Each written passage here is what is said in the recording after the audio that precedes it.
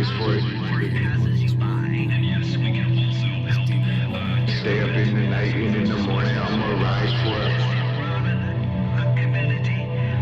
Heart for it, mind for it, ears for it, eyes for it, peace and a place on this earth for me and mine for it. Work for it, ride for it, I'ma organize for it. Stay up in the night and in the morning, I'ma rise for it. Heart for it, mind for it, ears for it, eyes for it, peace and a place on this earth for me and mine for it. Hey, peace. Thanks for tuning in to the Money, Power, Land, Solidarity podcast.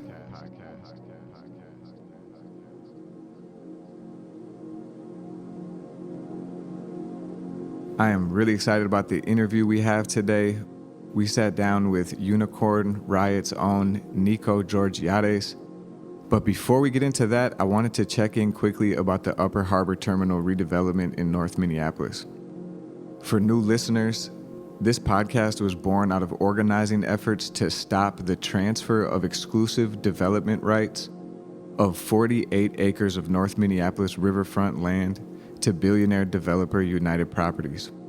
We have been using this development as a window into how the dramatic race and class inequality, the health disparities, the gentrification and the police violence that we live with in Minneapolis is created and recreated. And also to think about how we can start to build a political economy that actually benefits poor and working people. The Upper Harbor Terminal redevelopment process is entering into a crucial phase that we all need to be aware of and participating in. The Collaborative Planning Committee, or the CPC, that has been refining plans with the developers and the cities are soon going to be presenting their coordinated plan to the City Council, looking for approval. Once this plan is presented, it opens up a 45-day public comment period before the development comes to a vote. It looks like the plan is going to be presented in November, which will mean the public comment period will stretch over December and January, and looks like the City Council vote will be coming up in February. We are really encouraging everyone who has an opinion about this development to make public comment and to encourage their city council person to vote no on the concept plan, and here's why.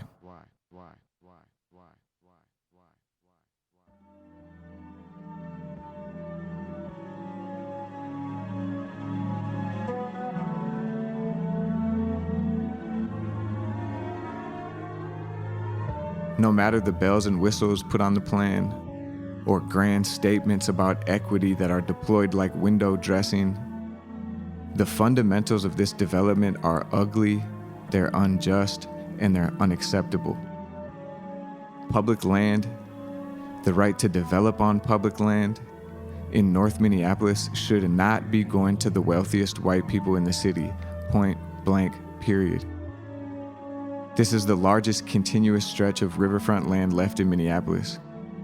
It's on the north side riverfront, which has been cut off from north side communities and has been the site of toxic industry for generations. It is a crime to give rights to this opportunity to billionaire inheritors of wealth who are working through their real estate firm, which led the gentrification of the city and is now sinking its teeth into North Minneapolis. Coming up from its rotten core, there are many more detailed concerns, problems, and questions about this development that have not been sufficiently answered. The cornerstone of this development is a 10,000 to 12,000 seat concert venue owned and operated by First Avenue, another already powerful firm owned by a white inheritor of wealth. This proposed concert venue has drawn strong questions from neighbors that have been brushed aside. How expensive will tickets be, and who builds wealth from this venue? Where will 10 to 12,000 people park when they come into the north side for concerts? What access to the land, what access to the venue will working people in North and Northeast Minneapolis have? How will local artists benefit or lose from this venue? What about the coronavirus pandemic? Is this what we should be investing $12.5 million of public money into with the state of our current economy? If we're going to be investing, why not go with Northside companies? If we're going to have a venue, why not a company led by artists? Why not a public cooperative controlled by the local arts community?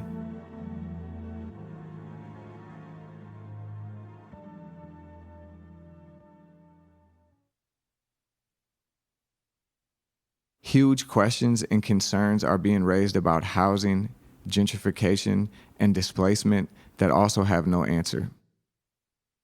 The whole theory of this proposal is that the venue and the accompanying developments will attract consumers with disposable income and will raise the value of the land.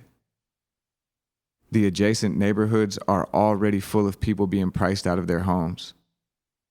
There is no rent control policy in Minneapolis. There are no concrete anti-displacement policies in place. Nothing to prevent the inevitable gentrification that comes with this proposed real estate development.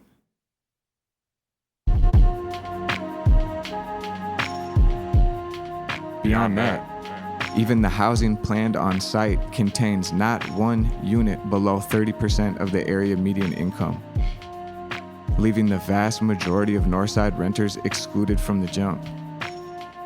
Many of the units planned for the site fall into the category of luxury.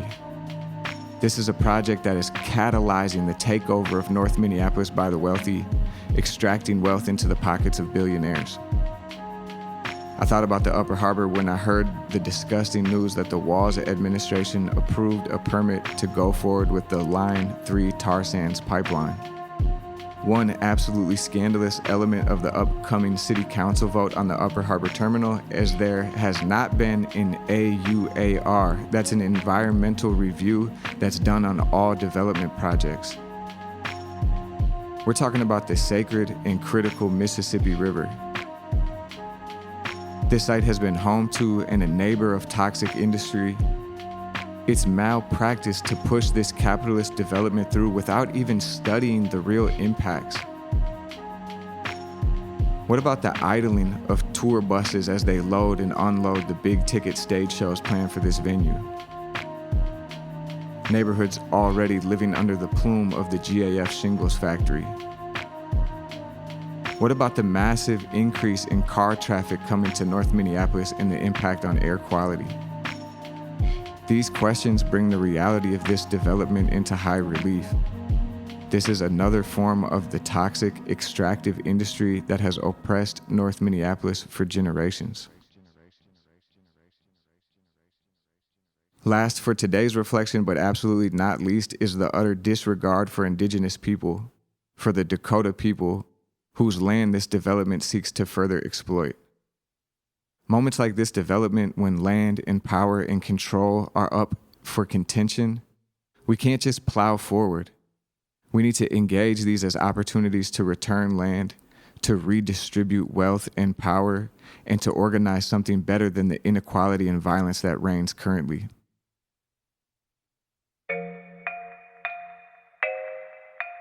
I just wanted to bring people along with the Upper Harbor Terminal. I've been watching as people are bravely and sharply challenging the odious Fort Snelling development. I've also been connecting with and observing Southsiders who are challenging the city's plan for the roof depot. These struggles are interconnected, and we're building a movement challenging developers and capitalist politicians. We're building our collective power, and I'm proud to be a part of it. We'll be in touch with how people can take action, the details of how people can take action around the Upper Harbor Terminal. But one thing you can do right now is go to betteruht.com and sign up for alerts from organizing who are working to challenge the city council vote.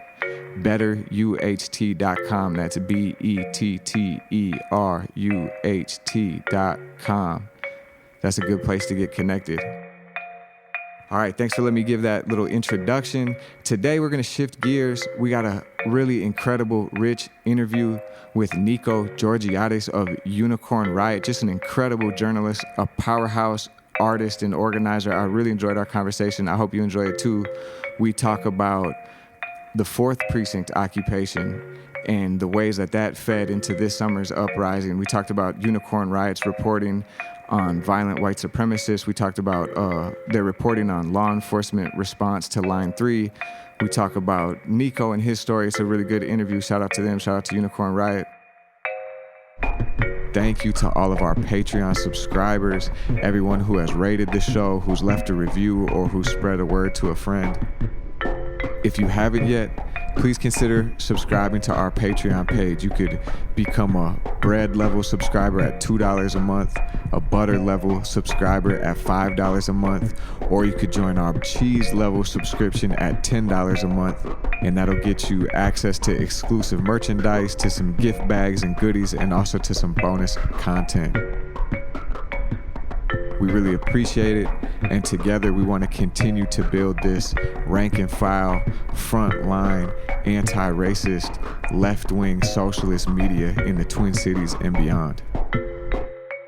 Money, power, land, solidarity.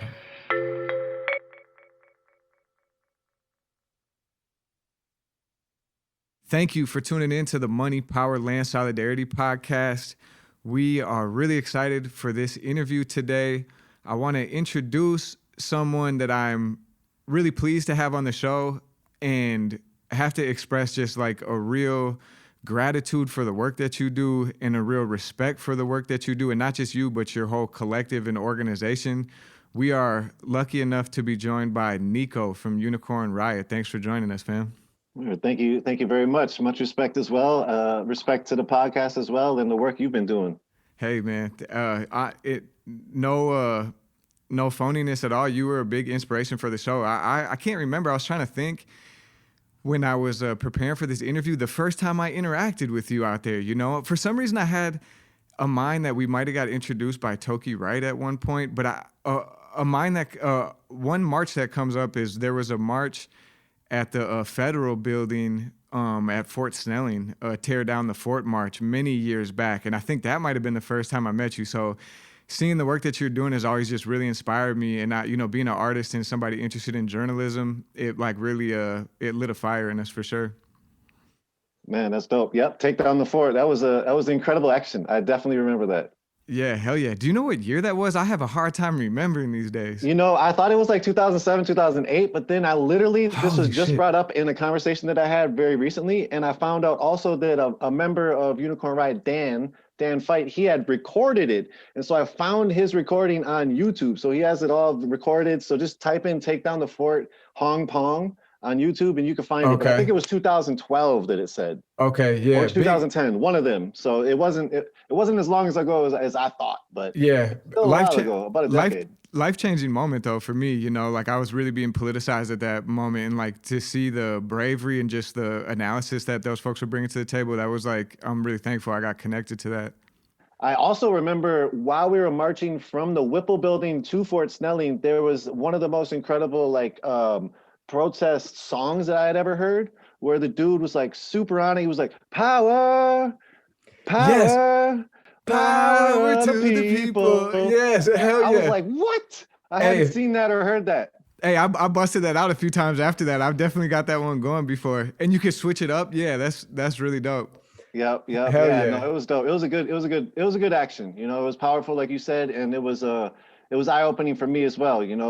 I guess I knew Fort Snelling was a concentration camp, but I didn't know the depths of it. Yeah. I didn't know how deep it went, and you could feel it when they were talking about it, when a lot of the speakers were talking about it up at the spot. So yeah, that was incredible action. Yeah, absolutely.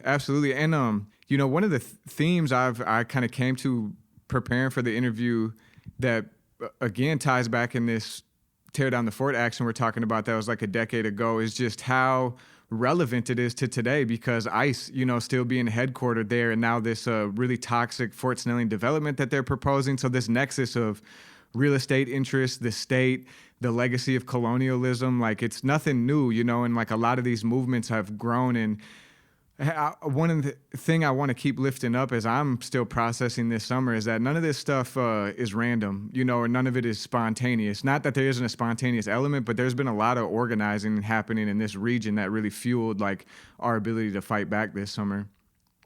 Totally. It's been years and years and decades in the making. There's definitely a lot of people have been throwing down for a long time here. Yeah, I wanted to start maybe, could you kind of talk about your journey? Like what motivated you to be the journalist and the reporter and the artist that you are? Like, how did you come into your politics and your practice? Word. That's a good question. Thank you. So I'm a white dude. I was born in South Minnesota, Southern Minnesota, and Greek family with my Okay. mom's side, and then white family with my dad's side, white Northern Minnesotan family. And he consistently taught me about being a white settler on stolen land. So I was Wow. able to get this like eh, really, really historical perspective of what I'm living in right now, all the time from my dad. He would drive me to different spots, and he would talk about a war that was happening in this field that's a cornfield now, but was 150 years ago this battlefield. And although like every story, it would end with like the natives winning somehow. Hmm. Like there was like the battle would be won maybe by this white colonialist group, but then at the end, the next day, the revenge will be taken. And like Yeah. there was all these types of, so some of it was like a story, and some of it was really, really real. And we used to search for, arrowheads and all that stuff. And it wasn't, I don't think it was like out of this space of white guilt or anything. I think historically he knew what he was as a white man, as a settler.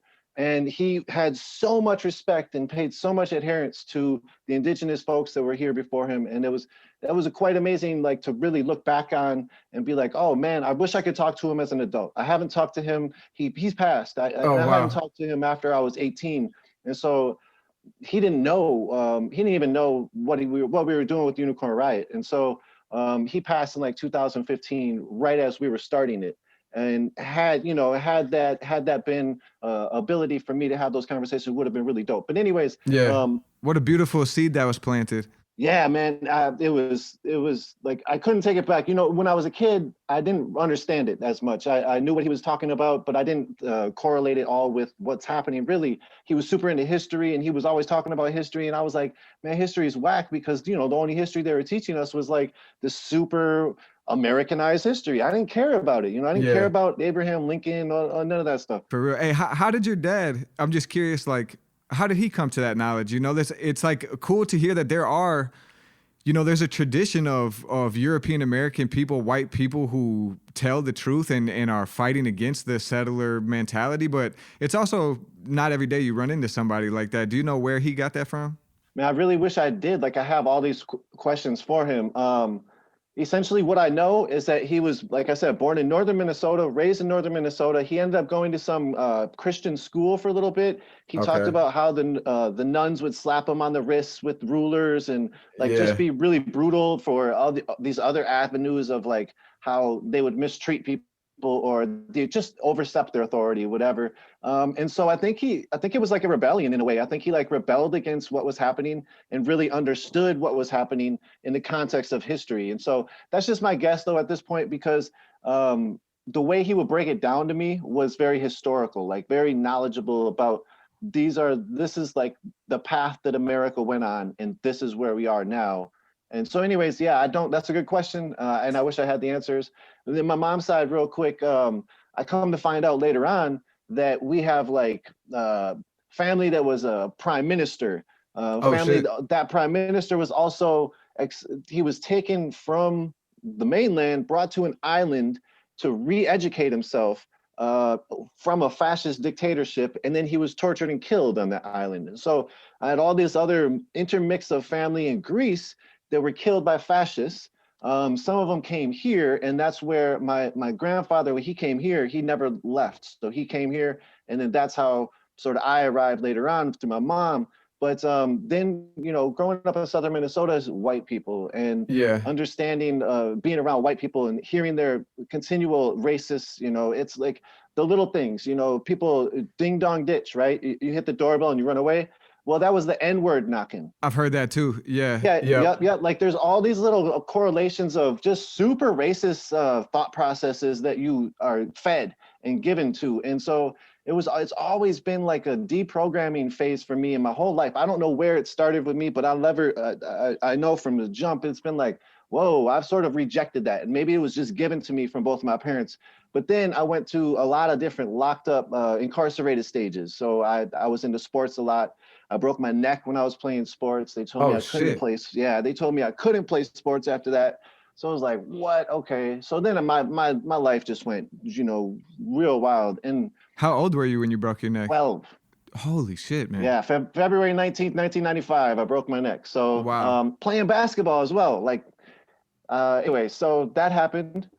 Everything sort of transpired in a lot of different paths. And I went to a lot of different juvenile institutions, went to juvenile prison multiple, like 10, 15 times. Oh And shit. in there, I really, really started to learn, okay, as a white person, you're a white person in America, you don't have culture. Like that's just what it is. You're just white in America. You've lost your culture, right? Like if you want to go back, just a few hundred years, white folks were from a different place, right? So Yeah. like to have, for me, it was like, I was trying to search for myself. Who am I? What am I trying to do in this life? I don't get this. Like I'm in all these institutions. I know what's up, but like, where am I going to fit in with all this? And so for me, basically I did a lot of like self-exploration, trying to read, trying to figure it out. And I found that I had some specific family that was in some specific places that did things or that I could learn about. And then therefore I found like who I was. And then like, it gave me more of a comfortable stage in life, because I feel like,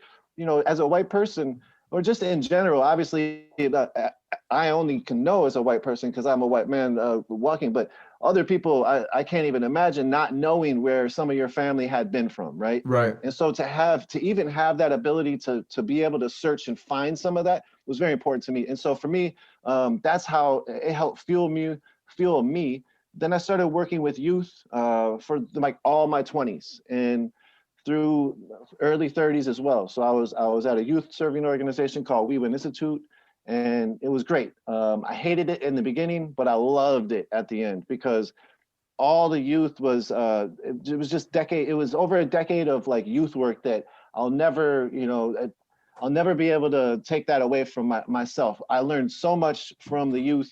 Yeah. And also I was developed just so much great relationships with them. So much so that maybe I mentored 30 to 40 to 50 total, maybe in the 1,000 or some that I had worked with. But we're out on the precinct, May 28th, 2020. And I see like 4 of the youth that I Hell yeah. mentored Hell come yeah. up and take their masks down. Like, hey, what's up? Wow. Hell yeah.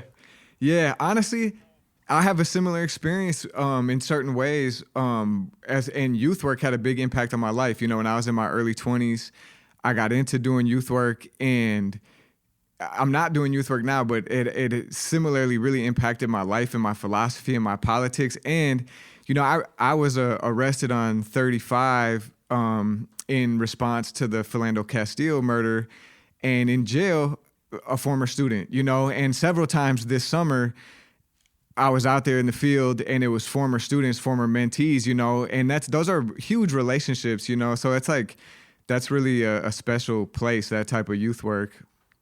No, for sure. And it's like one of those things where you can look back like, okay, now, like if I pass, like I feel like I did some things, right? Like I contributed to the world because now these folks remember these things, right? Like this relationship meant something. Yeah, it's super important. I wanted to make another connection in terms of, you have broadened my horizons and my worldview. And one of the things that we like to do with this show is like both be hyper local and internationalist. And you reported on the politics of Greece. You talked about your Greek heritage and the anti-fascist tradition in Greece, people who struggled against a fascist dictatorship. And you've kind of given me a window into, in particular, it seems like kind of the anarchist tradition in Greek politics. And that really broadened my perspective. I would draw a lot of parallels between like the anti-debt, anti-austerity politics coming from the left in Greece and my personal experience being deeply indebted, in them times. And we were talking about, early 2010s when we were meeting and first getting around each other, I was really in the fight for my life in terms of like depression with how much debt I was in, and just trying to figure out what to do. And the defiance and the bravery of people I seen coming from Greece really opened up my worldview. And I just want to say, like, you pointing to that self-discovery of your own Greek heritage and using that to kind of like cultivate a culture beyond like white American racism. that's a really important process for a lot of us to go through. For me, you know, my mother's side of the family is Irish Catholic, and following that anti-colonial struggle back really allowed me to open up my worldview and find more of my humanity. So I really appreciate you sharing that. Yeah, for sure. Much respect to that too, because I definitely have recognized that you've been holding up the Irish roots, you know, and hey, that's important. It is, yeah, man. It's a fine line because it's like I think it is important, and it's that history is important, and then as I get older, I have to learn too that not to like fetishize or get into the kind of like a nationalism, you know what I'm saying? Because it comes down to like, it's about where you are and where you're at and how you act, you know what I'm saying? So it's a beautiful well to tap into, and also it's on us to like create in the now, you know? Yeah, for sure. It was funny thing when I went out to Greece, one of the first few times, it was like I wanted to almost like rock the Greek flag, and I'm like, Hell yeah. how would I feel like if somebody's walking through America with the American flag, you know, that's maybe I shouldn't do that. Yeah, So yeah. anyways, yeah.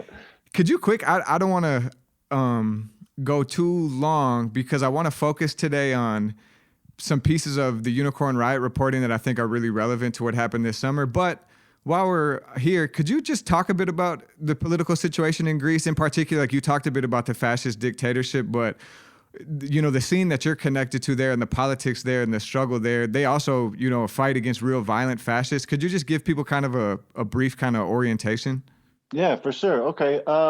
You know, Greece is sort of a newer country. Obviously, it's super old, but like the way that it's structured right now is pretty new. You know, even if you look at just like the last 100 years, there was a fascist dictatorship that took over in the 30s. That's when a lot of turmoil happened. Then there was a civil war that led to a civil war where communists were fighting monarchists, were fighting fascists. You know, who chose to win was the Marshall Plan to defeat communism. So they went west, and so it's been a give or take since then with the left, right? In Right. Greece, you know, you can correlate the left with being communists and socialists and anarchists, and basically it's enveloping the labor unions and all these other things as well. A lot of things have grown out way differently in Greece than here. 60s and 70s, there was a military junta that led to November 17th, which is coming up, you know, 3 days from now, was a huge monumental day in Greece and Greek history in 1971, or 1974, where the junta killed a bunch of students that were protesting out of Polytechnic University. Then Polytechnic University is in Exarchia, which is super deeply anti-fascist and anti-racist and sort of anti-authoritarian neighborhood, which is like super rich in that kind of culture. That has now been a flashpoint for the last decade, 2 decades, through different governments that have gone in. Now it's a sort of a fascist government called New Democracy is running it. They run under the parliamentary system.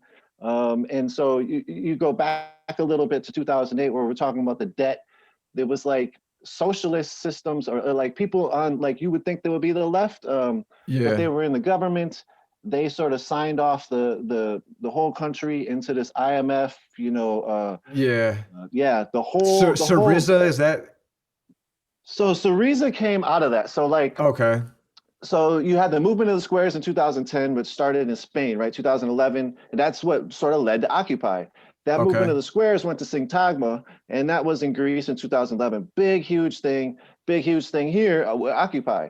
That led to Syriza, which enveloped the radical left into a political party, because they're under the parliamentary system. You can have a whole bunch of different political parties having different seats in the parliamentary system. So they actually got a ton of seats, a ton of votes.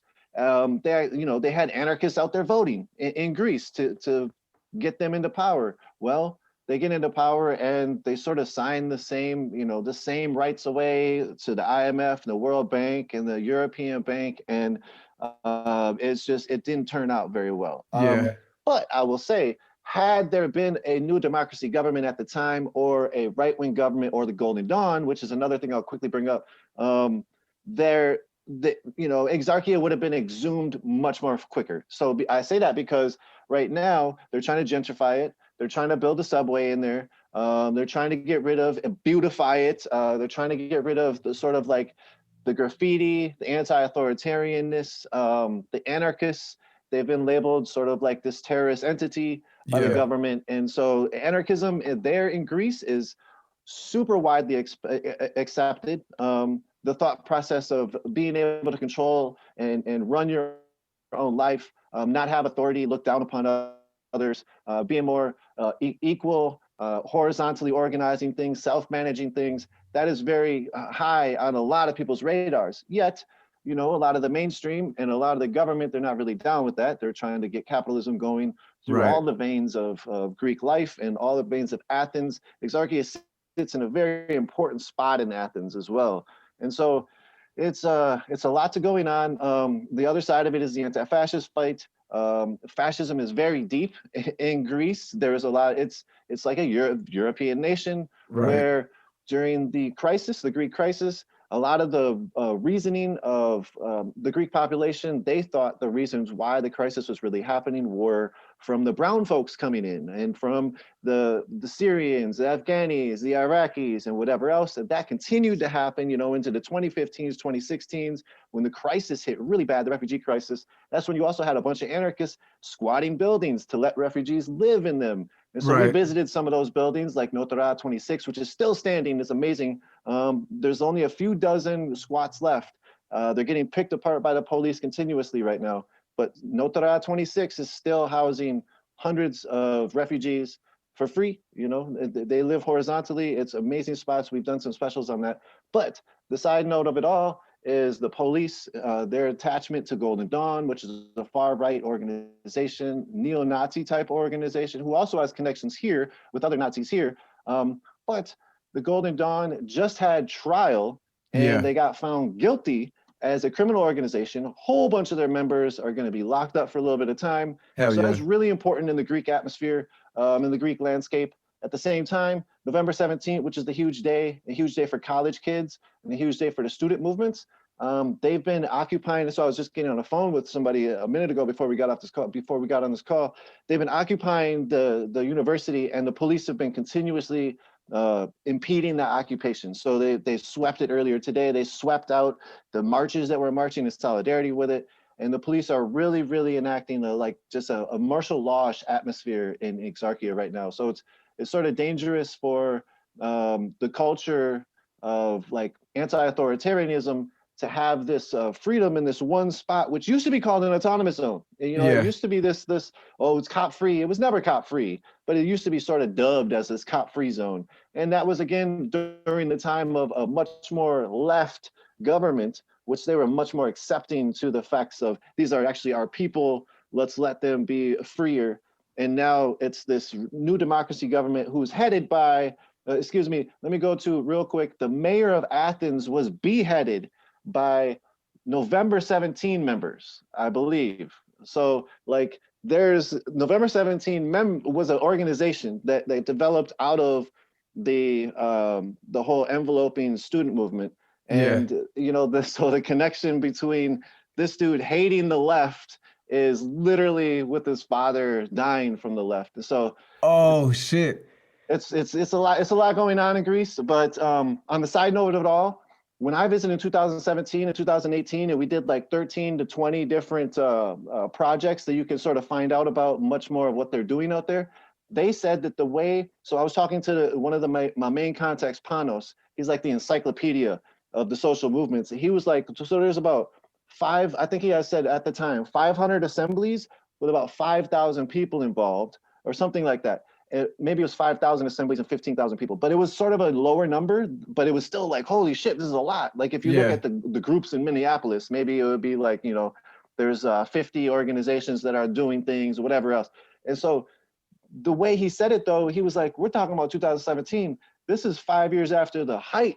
During the height, there was 50,000 assemblies. Wow. And 500,000 people involved in all of the assemblies doing mutual aid, networking, creating sort of this horizontal self-organized life. Yeah, so that's amazing. Now I really appreciate that. Sometime we'll have to maybe we'll figure out how to make you our international correspondent. You know what I'm saying? So we could dive deep. But just for listeners to think about, I think a lot of people this summer and before the summer, this spring with COVID, we experienced a higher degree of social mobilization. So not only people coming out for the high moments of protest, but also the day-to-day mutual aid work, and really to imagine like what that looks like on a mass scale, you know, and put it into context. That's like really incredible. I think that's a good segue into some of our local struggles. And again, like a lot of the dynamics you're talking about, it's a different context, but similar forces, you know, forces that want to gentrify, forces that want to police and dominate, and then people looking to control their own lives and find autonomy and justice and organize society on principles other than racism and capitalism. And one of the pieces of Unicorn Riot's reporting I wanted to talk with you about, I think a lot of people are familiar with the live streams and the frontline reporting you all do. There's also really serious investigative journalism that's just been game-changing, that's been coming out of Unicorn Riot. And I want to bring it back to 2015. There was the occupation of the 4th Police Precinct in North Minneapolis. This is, you know, we made world history this year with the 3rd Precinct. The 4th Precinct changed a lot of lives, changed, you know, a lot of people's lives in Minnesota, mine included. And one of the things that happened there was a right-wing terror attack. There was, white supremacists who drove into the 4th Precinct area, opened fire, shot 5 people. And you all really covered that story. You followed that trial all the way through. And also then, I don't know if that was the jumping off point, but beyond just that specific incident, have been doing really serious investigative reporting on the organized right wing, both locally and nationally. Could you kind of talk about that? What was the impetus for that reporting? And this is kind of a broad prompt, I guess, but any thoughts you have on that specific investigation into Lance Scarcella, who was the 4th Precinct shooter, and then how that kind of kicked off your investigation into the right wing? Yeah, no, it's a very, very important moment. So I think the connectedness between it all, even right now, is the internet. White people, we talked about white people without a culture, white people with the culture of racism and white supremacy. That is where they're linking on the internet, 4chan, 8chan, Discord, we have this broader investigations into Discord called the Discord leaks on our website, right, which is like one of the biggest databases of white supremacist communications that have happened through organizing channels of trying to organize white supremacist violence. So yeah, it's what I would say the biggest takeaway though, okay, so we have Scarcella that came in and shot people. They got prompted to come in to try to push people enough to react to their trolling, right? So then they could claim self-defense in the shooting. And just some context, like, I'm still processing that year, you know, and I don't talk about it too much publicly, but I was a part of the security teams that were preparing for this. So we were all night at the 4th Precinct, and we were aware that there were people coming in to troll, you know, and cause violence. So kind of our strategy is we would connect in small groups and say, like, we're just going to go have conversations with people. And if you see somebody that looks like, you know, suspicious, they're not from around, you know, we're not trying to kick people out necessarily, but go talk to people and ask them, like, what are you here for? Are you upset that Jamar Clark was murdered? And if we got any of the trolling energy or anybody who was there not able to clearly say, yes, we're here to protest the injustice of Jamar Clark's murder, then we would kind of exit people from the premises, you know what I'm saying? Try to, in a de-escalated fashion, move people out. And I was there a couple nights in a row. I took the night off, and it was the teams that I was working with who were shot, you know? So it was like, it hit really close to home for a lot of people, not just me. But I just wanted to provide that context, I suppose. So, we knew this was coming, and then sure enough, they came in and provoked a confrontation and almost killed people. Yeah, they came in the first day. It was at the 19th, and then they came in 3 days later, 4 days later. During that whole time, there was all these threats during every day on the internet where people were definitely bugging out. Security was definitely on their thing. So, okay.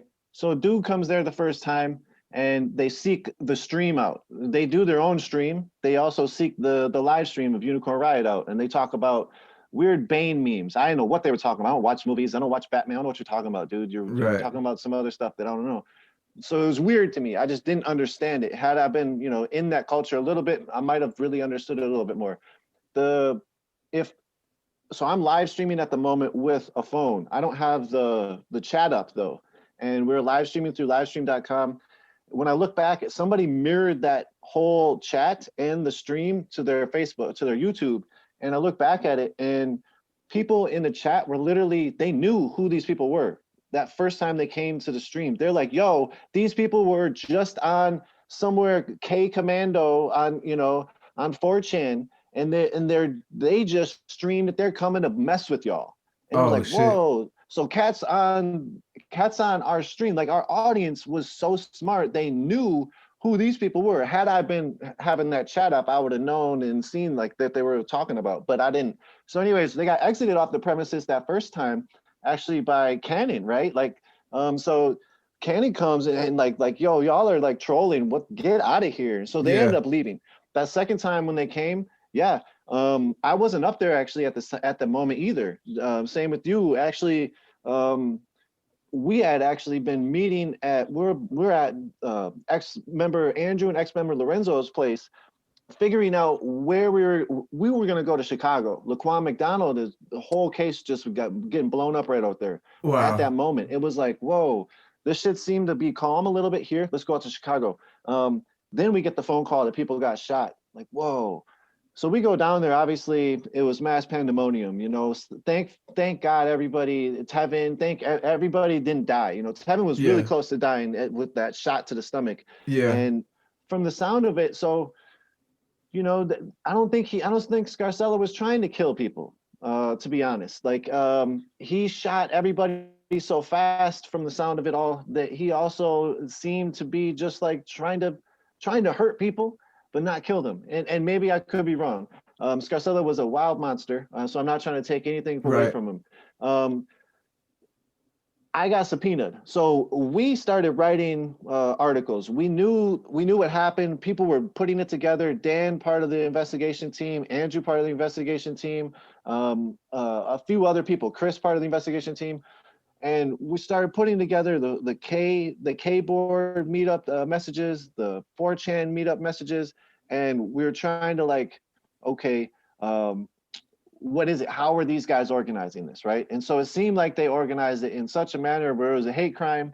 Then the charges that the Hennepin County government gave, where the Hennepin County Attorney's Office gave, was like just bullshit to me. It was just like ridiculous. So we did the article called "Hiding Hate Crimes, Prosecutors Avoid Murder Charges" or something like that, right? Avoid attempted murder charges. And so it laid out the case of how these guys went about, these guys being Scarcella, Gustafson, and the two others that didn't shoot.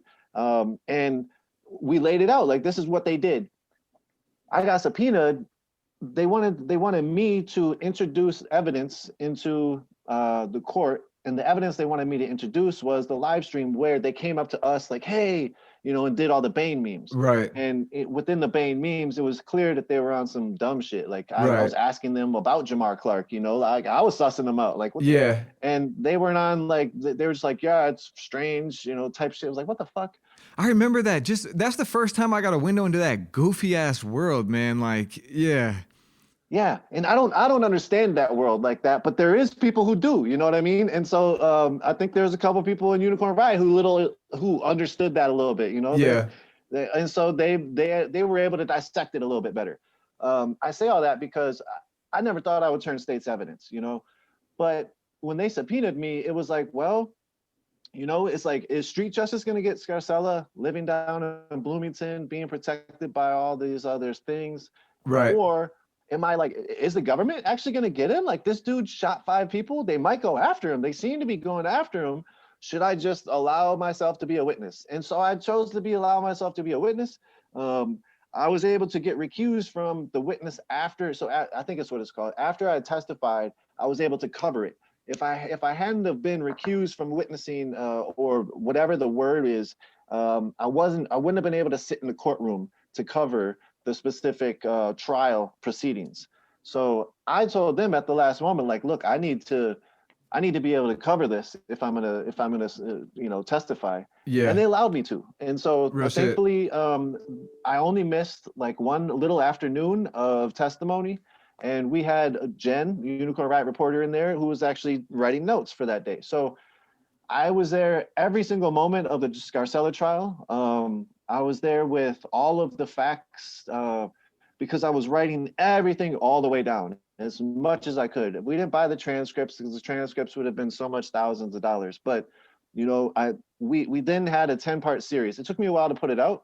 I think the Scarcella trial ran in early January or something for like 18 days. It's something like almost 18 days, like the fourth precinct. And then I think after that, there was like we started to put it out in like right away, but it probably took us maybe till midsummer to get them all out. But there's a 10-part series, and within that series, it just talks about how they utilize memes, how they utilize like racist verbiage, and they doctor it up to where it's hidden from like their moms. So their mom just doesn't understand it when they're in their basement. You know what I mean? Right. Type thing. And so that's basically the correlation. The other correlation is like how serious they take guns and killing and wanting to kill people of color, and how funny they joke around about it. Like they're so serious about it, but yet they make these memes and these jokes and these cartoons, and they think it's a game, and they think it's they literally joke about it, and yet they literally want to kill. And so that's the really scary thing. And I think that's correlated to what we see today. We saw the beginning of armed right-wing terror here, one of the beginnings. I think Dylan Roof really popped this off. Dylan Roof, you go back maybe a year or two before that. Yeah, I'll never forget that. Yeah, that absolutely. And that was like, what year do you remember Dylan Roof? 2013? 2014, 13. Okay, like yeah. Yep. And also, it's all in the back. It seemed to be, and take away Dylan Roof because I can't remember specifically the year, but when we talk about Scarcella and beyond, it's a response to Black Lives Matter, right? And it's a response to white people getting shown that other people should matter, and their supremacy being so overblown that they need to lash out. And that's literally what we see continuously, even this year, when COVID started to hit real bad, right? And it was like, who's most affected from COVID? It's Black folks, it's brown folks, it's the poor and working class, because all these other conditions that are conditioning their lives to be in this predicament. Right, can't stay home from work. Who lashed out? Right. Yeah. And then who lashed out? White people with their guns going to the governor's mansions, it's like, it's this same process has always happened, and there's always going to be that backlash. But I think what we saw was literally the backlash of Scarcella. That was in the streets, boom, with these kids, like literally kids. Julio Suarez was the ringleader of all this, and I must say that he got no time. He was a veteran. You can check out also an article we did on Suarez where he's out there bragging about killing people on Discord. He's bragging about all that, and he was bragging about his participation with Scarcella the first time. And he was staying right in South Minneapolis, right? Southside, yep, uptown. And his girlfriend testified. He testified. Yeah, so if you want to read his testimony, check out our website. But I think that in general, he's still around. Same with those other three co-defendants. They're still around. Post-town to Scarcella. Who knows what'll happen if he'll get out at some point and just go into whatever else he's going to go into. But it seems like that's where that is. I think the correlation with that you also brought up with white supremacy and investigations in our coverage is that that was a tipping point into our coverage of the far right, because we were so close to it, because we were so inside of it, because also they included us in it, in a lot of ways. And then therefore after that, then there was threats. Then after that, there was Charlottesville. And so we were also right on the front lines of Charlottesville. And then we also got the Discord leaks right away from Charlottesville. And so that just led to years now of continual investigation. And check out Discord leaks on our website, because that has a whole bunch of it. I really can't encourage people who are listening to this enough to go check out those investigations and go to Unicorn Riot and look at that raw data. You know, there's reporting on there and raw data where you see their communications, and it's such a service to us. You know, like I became aware that this terrorist, this violent fascist was living in my neighborhood through your reporting, and was able then to prepare myself and keep my neighbors safe more, you know, and that's what it's all about. And like, you all have shown so much dedication and bravery doing that reporting. So from there, I wanted to pivot because, again, affirming that we take the white supremacist fascist threat very seriously. That's the impetus of the work that you're doing, is in the service of racial justice. You know what I'm saying? And we also know that white supremacy comes in many forms, and it's, you know, the state and the police departments are one of the most violent forms of white supremacy, you know?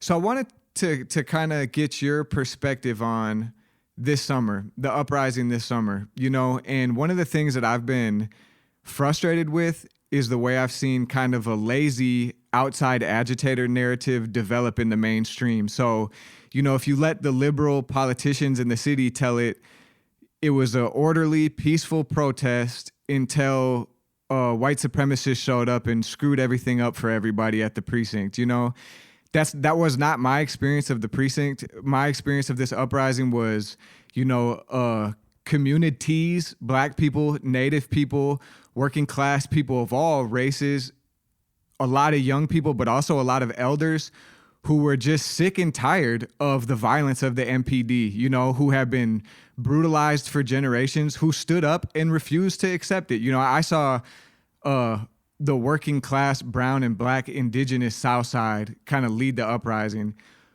How about you? You know, I guess I wanted to lay that my opinion or my perspective first, but I'm just curious if you could weigh in on that. What role did outside agitators, quote unquote, or organized right-wing white supremacists play in the siege of the third precinct? And what are your thoughts on how it's been reported on? I think in the siege of the third precinct, they played a 0% role. I agree with you wholly that the South Side was outside, and that's what made it happen. I think that it's a racist trope. I think that it's demeaning towards the uprising's participants. I think it's a narration created by the powers and the state to draw a separation between peaceful and unrest, is what they call it, you know, or Right. or other such property damage, or people who are starting a fire with some wood that's in the street. You know, I think that in general, I think that, man, what we saw was, you know, obviously years, decades, centuries of oppression be met with a force of an onslaught of community rage, and it wasn't stopping. And like, okay, you also go back to the fourth precinct, right? So there's 18 days. You look back at the backup that never came, right? The backup never Yeah. came to the police on the fourth precinct, because so that's the way the police play it. And so literally the backup never came to the third precinct. There was state troopers that came, you know, the first couple of nights a little bit to help. There was other forces from other police units to help, but not much. And so that'll never happen again. I don't think we'll ever see that again. I think the response towards any kind of uprising will be 20-fold, you know, especially compared to what we saw at the end of the summer with the authorities coming down and cracking down. Yeah. So I think the idea to also put the umbrella man in some kind of responsibility mode is wild. And like the other thing, like, okay, respect to Libor Janey, but he runs the police reports, you know, and he ran a police report on Star Tribune that said Umbrella Man was being investigated, and it was a police report. It was literally the investigation that he got the information from. And that investigation was from an anonymous source, that the anonymous source thought the Umbrella Man was the white supremacist motorcycle guy in Stillwater who was harassing Muslim women, and that he was the one who obviously started it all, because that was the second day and it was the middle of the day and nothing had been touched before him, but somehow he started it all. And also he um, they needed to get his sprint records, right? So they run that story. That was 5, 6 months ago. Where'd that investigation go, right? So it's Yeah. like you literally you see this, you see them do this all the time. And every time they do the same type of thing, and they'll pull the outside agitator trope. They did it at the fourth precinct that night when people got wild because they pushed everybody out of the vestibule. So the Yes. community fought back. And when the marshals couldn't hold everybody back from throwing rocks, the marshals lost control of the community. Then therefore the police had to say the outside agitators came in and it was the white anarchists. And it was like, okay, we saw it in 2016 from the organizers on the ground at the Philando protest on I-94 during that riot uprising night, where people were then blaming white anarchists or other outside agitators for putting everybody else at danger.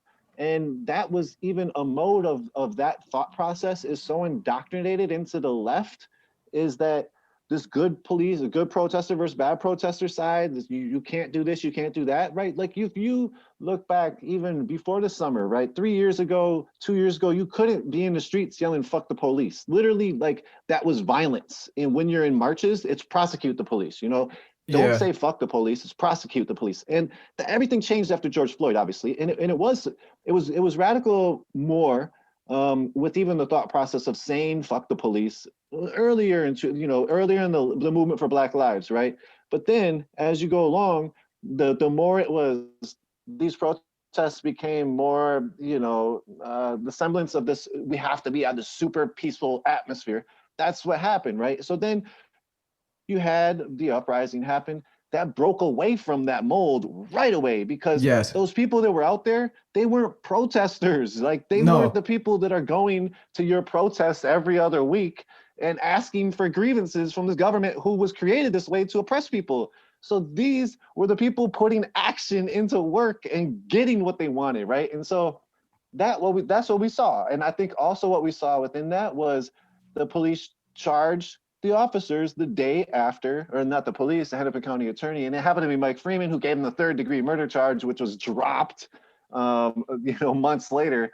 But Freeman did charge Chauvin after the precinct burned, and had the precinct not burned, who knows if Freeman said that day there wasn't enough evidence. There's no, and we don't have any evidence as a movement or as a people that they would have charged him. You know what I'm saying? If it wasn't for those brave hoodsters, really is what I saw, who just refused. And one big difference I saw this summer was that the kind of activist class was unable to repress the streets, and that's not to say everybody who's I'm a part of the activist class, I guess, you know what I'm saying? So it's not to paint.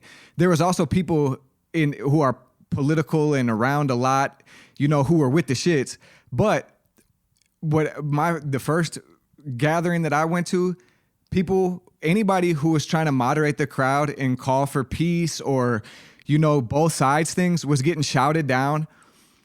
It was clear that they couldn't keep a hold on the people. And then when I first got to the precinct, it was the second morning, and I had a friend call me and say, like, bro, you should come up here because it's going up, And what I witnessed was a nonprofit guy. I don't even got to say the organization, but there was an escalation with the police, the community, it was mostly young Black women who were up there, honestly, but it was also a multiracial group pushing the line.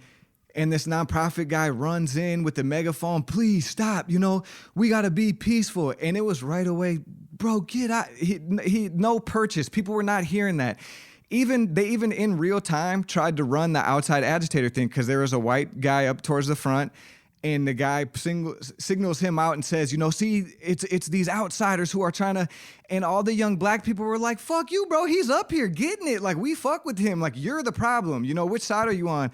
And that's not to paint with too broad of a brush, but that's really what I saw. And I just want to say again how important the work that you all do and what a service you're doing, because the reporter reflections that you all are producing in the live streams, all you got to do is say, look, because there was somebody who had the bravery and the courage and journalistic integrity to go out there with the camera and be present, we can see it. We don't have to speculate, you know, and we don't have to rely on mainstream journalists who are just going to run the police reports, you know, because like you said, it's a paternalizing, really regressive attempt to, and it's not just about keeping the lid on the uprising, but I think it's about keeping the lid on the conditions and poverty that people are living through. You know, how could you expect somebody to respond peacefully, quote unquote, or orderly to a public lynching? Or like, you know, a couple days before the uprising, I was talking to people in the encampments who were getting kicked out of Target not allowing them to use the bathroom or wash their hands. You know what I'm saying? So it's like the liberal class in Minneapolis doesn't want to admit that people are hurting and hungry, and something has to change, you know, and the response to that, the sane response to that, is not peaceful protest or whatever, you know. Yeah, no, totally, and I appreciate the kind words as well, and also the reporter reflection. Yep, there's a moment. So okay, we're trying to get them out every Wednesday. That got delayed from the election. Now we're gonna wait till this next Wednesday for episode 3, part 2. So that's the aftermath of the precinct, right? Yeah. And I was trying to.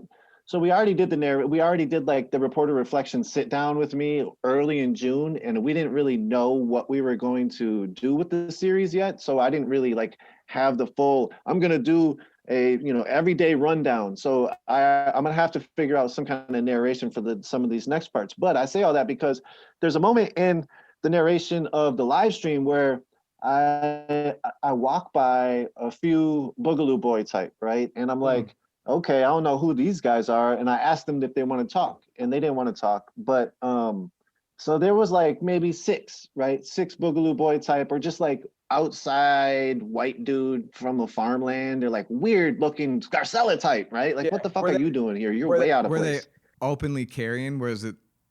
No, they weren't Okay. open. They weren't. Okay. They weren't openly carrying. And I did see a whole bunch of that. So Me too. Yeah. So I just want to say all of this because there's a moment where I'm like, do I need to, okay, you know, the police just charged this Hunter dudes, Ivan Hunter or something like that, coming from Texas, Boogaloo Boys, for shooting into the precinct like 4 or 5 in the morning or something like that. Yeah. And, you know, and then people are like taking that as, oh, the Boogaloo Boys did the whole uprising, right? They did this, they did that. Obviously, the shit was already set from the community for the Boogaloo Boys to even come up there, right? Exactly. So anyways, it's like you said, it's so racist. It's just like, how could you literally ignore thousands of people for one white guy? Exactly. So I'm finishing the part 2, and literally before we talked, like maybe an hour and a half ago, I was like putting some final touches on some of the B-roll over it. But my goodness, I tell you, there's moments where in my head I'm like, okay, do I need to make a narration that actually says like, you know, although police reports have said Umbrella Man and all these Boogaloo Boys created all this mayhem, you know, it's really obvious. And I'm thinking this and I'm like, no, because every minute of all of these reporter reflections already show that that's not true, right? Yes. So we don't even need to refute it. It's just like, we don't even probably even need to bring it up. Like, yo, like you said, just watch the fucking reporter reflection. It literally shows who was out there, why they were out there, and what they were doing. And it's wild, man. Amen. Yeah, that's so real. I wanted to tie back another thread that you already kind of brought up, and it's all interconnected. But another piece of reporting that I was following before this summer that Unicorn Riot was putting out was tracking law enforcement preparation for Line 3 protests. It seemed like after, you know, the Standing Rock confrontations and protests and the political buildup to Line 3. And it's important that we're talking about it now because the Walz administration just approved a permit to construct on Line 3. And the reporting that you all were doing was exposing the fact that there was interagency law enforcement cooperation coming together to proactively plan their suppression of anti-pipeline activism. Could you just kind of give us the broad contours of that story, kind of like what you all discovered, and then how did that show up this summer? Yeah, word. Yeah, it's a good segue. So Andrew Neef, ex-member, who actually, like, I would put the onus on him as the person who pulled the strings together of all these different networks of friends to create Unicorn Riot. So Andrew Neef puts these two pieces together, these two reports together that were talking about this specifically late 2018, early 2019. You can find them on our website. And so what we found through a bunch of FOIAs, also Cristiano, who does a lot of the investigations in the far right, he also helped with this investigation. What we found is basically connections, right? Like you said, these interagency connections. Coming out of DAPL, you had the military contractors that DAPL hired as security. It was a security firm called Tiger Swan, right? They're military contractors. So and DAPL is Dakota Access Pipeline. That's a private corporation that's installing this toxic. They hired private military contractors. Yes. Energy Transfer Partners, I think, was the corporation of Dakota Access Pipeline, which is already leaked, and it's already been said that it was illegal and has to be shut down. So it's like okay. So there's a lot going on with the DAPL, and also if you wanted to see a timeline of DAPL, Dakota Access Pipeline, and the struggle against it, check out Black Snake Killers. We did a documentary, a full 2-hour feature length, edited by Andrew Neef. And hell yeah, shout out Andrew Neef. Yeah. Shout out Andrew, man. It's dude is a beast, man. So okay, so we're doing these FOIAs, and these FOIAs are having to do with the sheriff's associations, chiefs of police. These are all agencies that are connected, right? They're coming out of DAPL. We realized, well, we already knew coming out of the Occupy Wall Street movement and a few other ones that, what was it called? Police Executive Research Forum, right? PERF, and then you got the International Chiefs of Association, International Association Chiefs of Police, and then you had basically those associations along with the National Sheriff's Association. So it's like these situations, or you wouldn't even think that these organizations are a real thing, but they're literally an entity of themselves. Like they have International Police Chiefs Association, where all these police chiefs from all the United States get together and they have meetings, right? So the same with sheriffs and the same with other such avenues. These guys have been meeting together continuously in America for the last, 20 years. And they talk about these protests and these types of threats to their infrastructure projects, which are, fossil fuel infrastructure projects and other such things that is either hurting the earth or hurting the people around where the construction is, right? And so there's a lot of reasons why people are struggling and resisting against these projects, and that's not the care of the authorities. Obviously, their care is to protect this private investments or these corporate investments. And so they hired. So let me go back. So we're talking about Embride now with Line 3. Embride is a Canadian company, and Line 3 is a replacement pipeline. So Line 3 was already built decades ago. Line 3 replacement pipeline is going to be a newer pipeline going through different route than it was on the Line 3 before. Wisconsin, I think North Dakota, and like Iowa, and then even like Canada, it's already done. Like they've finished their routes, but Minnesota has not because they haven't been approved. So they just got approved. Through the approval process, the company of Embride has different, offices up in northern Minnesota, and it's already got all these other pipelines, all these other things going on. They've been protested against for a long time, and they say that it's going to help the production capacity of the tar sands oil that's getting flowed through it, because it'll be more safe, because the old one is old and this one will be newer. They have these assessments of it that it'll be good for humanity. There's an environmental, I think a survey left that needs to be done within some kind of amount of time that Walls made specifically before they can do construction all the way. So there's like a few hundred miles of construction left. Back in 2018-19, it's sort of the same shit. We already knew this. Like it hadn't been finished. Everywhere else was being worked on. And we knew there was going to be a mass amount of protests likely if it was approved. So also the government knew that. Also the government was being prepared, especially after DAPL, which was one of the most historic movements that we've ever seen in our lifetime. Boom, we have Line 3. We have these FOIAs that we go out that find out information that they're meeting. Okay, they're meeting, having these meetings. They're actually getting meeting with private security officers officers from Enbridge who are actually part and members of the Association of Chiefs of Police. Those all Yikes. are meeting together with the state troopers, with the Department of Public Safety, with other private investigators and military investigators, and they're meeting at Camp Ripley, okay? So they do these meetings, they do these trainings.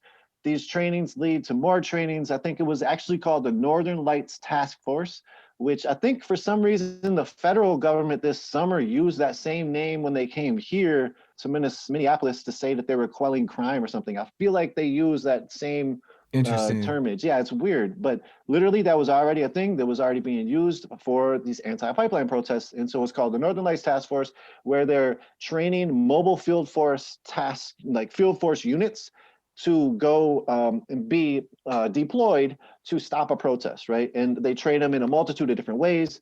Mostly it's their riot training, how to deal with having your gas mask on, how to baton people, the movements that you have to go through to control a crowd. How to kettle a protest. Yep, how to kettle.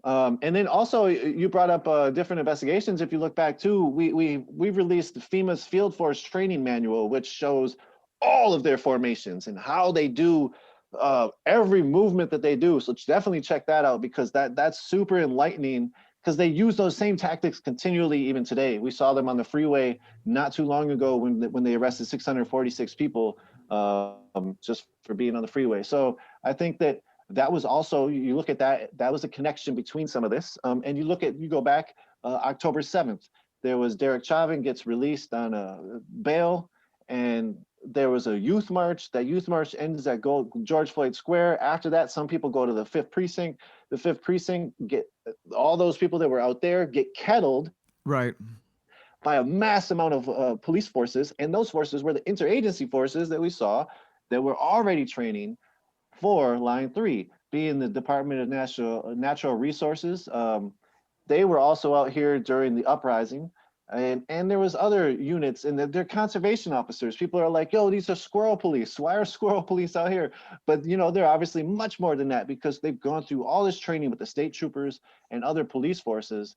And they're now being utilized as a force against people who are expressing grievances towards the government, and that being protests. And so we'll see what happens with this kickoff to Line 3. It's obviously the winter time, but 2 winters ago, there was a ton of direct actions against Line 3 because they were already doing construction up north. And so we'll see definitely an escalation of different tactics from both sides. I'm pretty positive, and it seems like their interagency connection is continuing to get deeper and deeper, wider and wider, and more expansive. It seems like they're learning to be more militaristic against its population. We heard a lot of those terminologies of war during the DAPO struggle in North Dakota, where the sheriffs were talking about basically they were going to war against this populace. And so that's how they're looking at this. And that's how they were looking at everything in October and August, late August, the way that the Minneapolis police have been policing things. And so, I think that there's a lot to that, man. And it's a really good question you bring up, or even topic. Obviously, like each one of these topics, we could go on for hours and hours and hours about, but like that one is a super important one that is definitely we're going to see a lot of it coming up. Yeah, no, it's huge. Being kind of tuned into your reporting gave me a extra set of senses this summer, just another frame to look through, because I started seeing police forces from different parts of the state, or like you said, that's a way that the state is going to respond to the push to abolish the MPD in particular, is, then all of a sudden the park police start showing up and people have this idea that they're, Smokey the Bear or some shit, but it's like they're violent militarized police force as well, the DNR forces.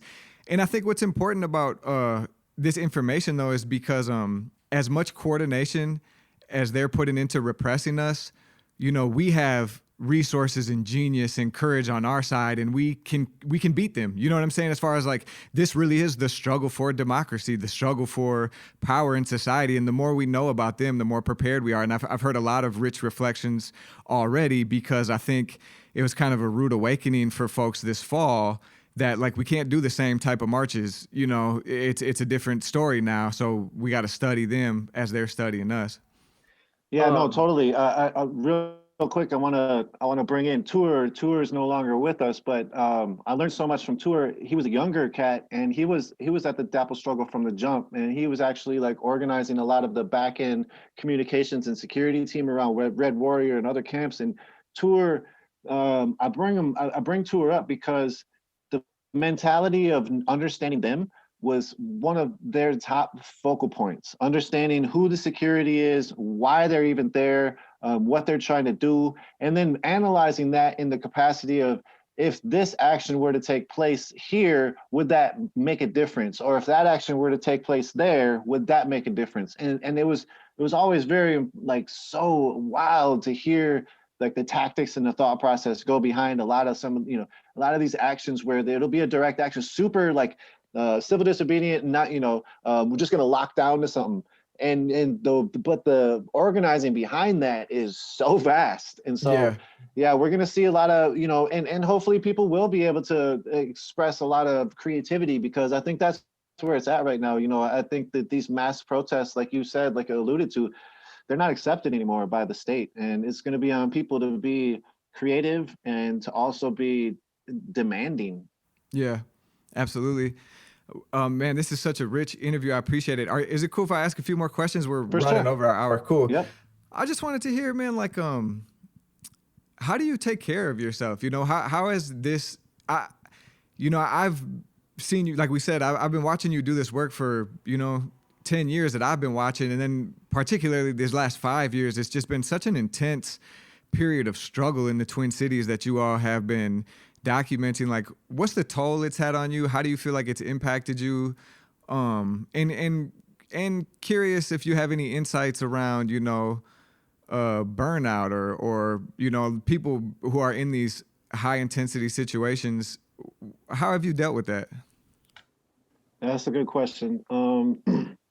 I don't have like a super good answer, because I feel like I'm just super dedicated in a lot of ways. And real fucking shit, bro. No, for real. Because I didn't mean to cut you off, but I just like sometimes, man, people like everything ain't gonna be sweet. Sometimes you just got to be dedicated. You know what I'm saying? Yeah. Yeah.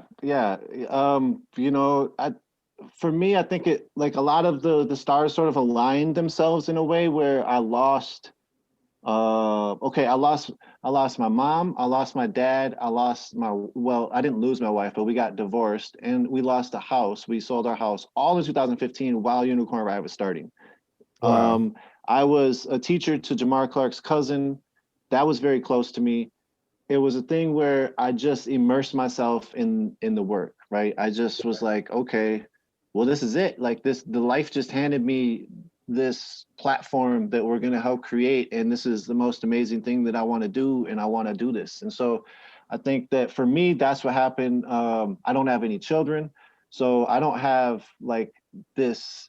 I do have like a semblance of like, oh shit, I should be safer at certain moments, but I don't have something holding me back in a way. I don't know, like when you're in a relationship, there's this overarching chain that you sort of feel latched to. Yeah. And even with my parents, it's like, well, my mom is here. I can't just go to another state. My mom is here. I can't live there. Now, Right. my mom isn't here, and they're both, that chains is now gone. And I'm not saying that I'm like glad, obviously, because I'd much rather have my mom here, but like to have that more, it's like, okay, let me fly, right? Real shit.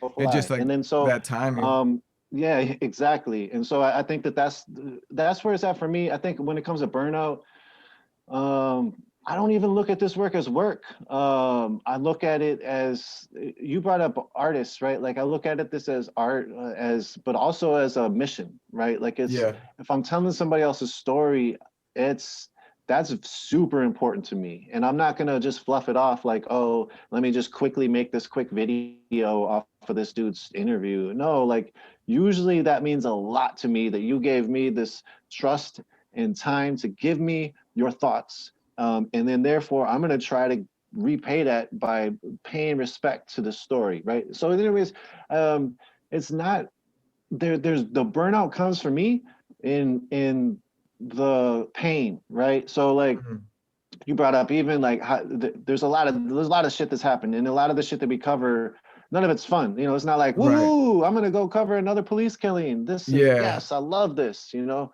And Yeah. it's like the worst. I don't want to hear the mom. I don't want to hear this shit. Literally don't want to hear it. But Yeah.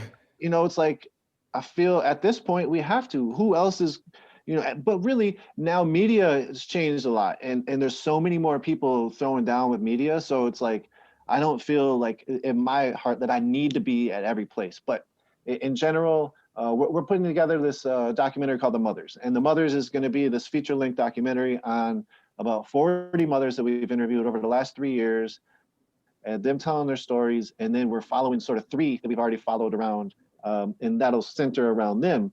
And we were trying to get it out by the Mother's Day this last year, but obviously that didn't happen, coronavirus, and then the uprising happened. Right. And now it's sort of on the side where we're still gathering more, because it's like we had this most historic uprising just happen, sort of have to get that stuff out first. And then also what comes after this, like do things change, do accountability factors start to change in bills and all these other things. So we're going to try to follow that up a little bit later, but I say all that because it gets really hard to edit it, you know. It gets super hard. I can't imagine. And then and even man, I didn't really realize how, okay, I'm doing these reporter reflections, so I'm editing them, and you talk about processing, it takes a lot of time. Sometimes it's like, whatever. Okay, that happened. Yeah, it happened. I'm used to the police being wild. I've been beat up by the police before in my life numerous times. It is what it is. You move on. But then sometimes there's moments where it's like, oh shit, that actually really did affect me and impact me, and you don't know until later. And so I'm cutting up these videos, and there's some times where it takes me, I'll just bawl. I'll just start crying, because like it'll be a youth talking about all their pain, or an elder talking about all their pain, or just whoever it is. And then you have to cut it up and cut it up and cut it up and cut it up and cut it up and cut it up. And then you have to make sure it's good. Then you have to put the, you know, other things over it. And so you hear it so many times. And like, I could repeat all these little lines in different videos, but at the same time, it's just this pain, right? And like, there's even this moment where this dude, Daniel Davenport, is in this episode 2, and he's like, man, this is just pain. And that's literally what it is. Like, fuck. At the same time, people are turning that pain into power. And that's where it's like, it's glorious. And I feel like I need to make sure that this is said right. And so I feel like it's a duty. I feel like it's a mission. I feel dedicated to it. How I prevent myself from burning out is knowing that it's not work. Like I'm not in it for the work. I think the first 3 years, 2 to 3 years, we were all volunteer, right? We just volunteered all of our time, all of our equipment, all of our knowledge, and we were growing it. Now we've been able to, you know, this last summer, the donations we got was like, holy shit. We had $5,000 in $8,000 in our bank during COVID. We had like 4,000 that were about to be invoiced for, and we had a $5,000 fundraiser going with the $5,000 goal. We had 3,000 in that fundraiser. The fundraiser was May 20th, 2 months into it. And it was like, shit, man, we got a $5,000 grant, which was cool. So that was going to come in the next month for coronavirus coverage. But it was looking bleak, man. It was like, shit, you know, we're going to have to not invoice. Well, how are we going to go for the future? And then George Floyd happened. And luckily we were in the right spot in the right time. We got put on different lists to where our name got out there in so vast areas, and the support blew up. And so now it's even more dutiful. Like it's even more my mission and others people in the Oryx mission to make sure that we are adhering to the community's stories, and making sure that the community stories are being told, and that we're doing the best that we can. And I think that, there's just besides that dedication, there's like medication, right? So, you know, I have to make sure that I can just relax at moments and chill out. And I don't do it a lot because I feel like, you know, maybe 2 to 3 hours these last few. So like maybe the last couple of months I've been working pretty much every day. But again, I don't really call it work. Sometimes for like, you know, over 12 hours that I'm just putting in, because there's so many different atmospheres or so many different areas of needs in an organization. And we are sort of fulfilling all of them at the same time, all the time. And so anyways, I would say that there's a couple hours that I'll try to relax. I'll try to watch there's one show on Netflix I watched, the Paper Castle or the Paper House, or is it Money Heist? And so I watched that. It's really dope. It's actually a Spanish sitcom with Occupy influence. And so it's really been a cool show. Anyways, I say all that because, I think I'm a little different comparatively to other people, and you couldn't take me as a test case because, like I said, I've lost all my chains to everything. I still, and also relationships, like I started to sacrifice a bunch of relationships. Like I'm still cool with everybody, but I don't really kick it too much anymore because I'm like really laser focused in trying to finish these certain projects. I already had a plate full, and then the uprising happened, and it's like, holy shit, I got 5 plates full and still a dessert plate to try to eat. Yeah. Hey, it's tough, man.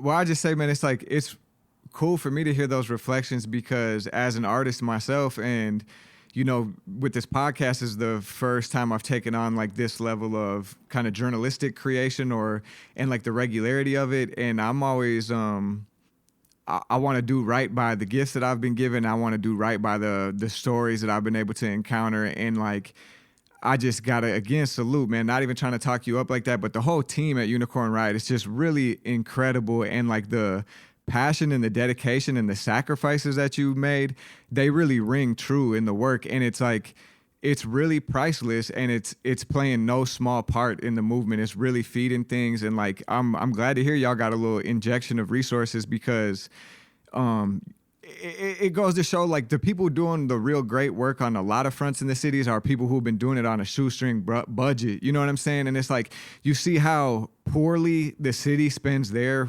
vast resources as opposed to people with the dedication on the ground. So I'm excited to see where y'all take it, man. I really, really appreciate you taking the time, bro. It's like, I've been geeked. I was telling my partner, like, I'm about to interview Niko this weekend. Like, hell yeah. Yeah. So, anything else you want to say to our listeners before we sign off? Dope. Yeah, no, it was a great time. Definitely down to come on again anytime. That we can break down any of these different topics too. In my experiences with them, and even like the Greek stuff, alternative economies that they had, all those types of things, and how it even correlates to nowadays, like you said, with the people building movement power within the encampments and whatnot. So anyways, man, I appreciate you, and I appreciate your analysis on things as well. Especially even like that North Terminal joint that was coming out there. You were keeping me up to date on it. Upper Harbor Terminal, whatever it was. The way you all were breaking things down was very important for me, and I feel like what you're doing is super important. So much respect right back. Hey, hell yeah, let's keep it pushing. Cool. Thanks for joining us. Oh, go ahead. One second. I would say the last things I would say, Unicorn Riot Ninja. Check us out on the internet. Check us out on our Facebooks, Twitter, YouTube, Instagram, Vimeo, and be on the lookout for the Reporter Reflections, as we mentioned, as well as just a whole bunch of litany of different media projects. And so thank you again for having me, man. It's definitely been a pleasure. And also check out this podcast all the time. What is it again? I'll say it. It's Money, Power, Land, Solidarity. Also check out Money, Power, Land, Solidarity podcast. This shit's hot. Hey, you heard it right there. All right, signing off. Thanks for joining us, Niko. All right, man. Peace. We need money, land, solidarity. If you funny, stand very far away from me. We have running plans by this